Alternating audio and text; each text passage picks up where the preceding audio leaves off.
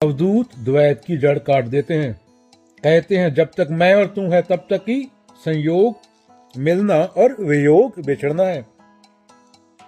पर जब ज्ञानी देखता है मैं भी वही हूं, तू भी वही, जगत भी वही, तो मिलन और विछोड़ दोनों झूठे हो जाते हैं।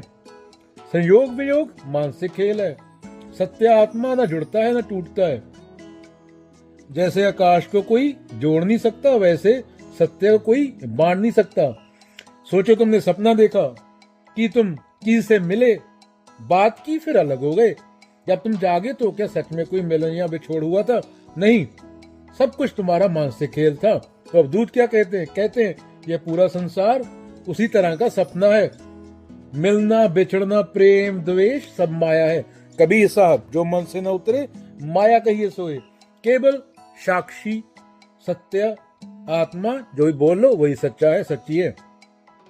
मान लो दो लहरें हैं सागर में, बात कर रही हैं आपस में।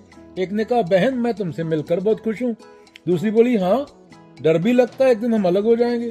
सागर ने हंसकर कहा बच्चों तुम दोनों कभी अलग हुई थी क्या? तुम तो हमेशा मुझ में थी, बस रूप बदल गया। ऐसे ही आत्मा सत्य कभी अलग नहीं होता। मिलना बिछड़ना केवल रूपों का खेल है। एक मूर्त अनेक दर्शन, किन्ने रूप अनेक, खेल खेल खेल खेलन, अंत को फिर एक गुरु ग्रंथ साहिब। मान लो एक अंधा था, दीवार से टकराया, बोला दीवार मुझसे अलग है। दूसरा बोला नहीं, यह दीवार भी उसी धरती की है जिस पर तुम खड़े हो। अवधूत कहते हैं तुम और संसार दोनों एक ही सत्ता के रूप में अलग दिखते हैं पर अलग है नहीं।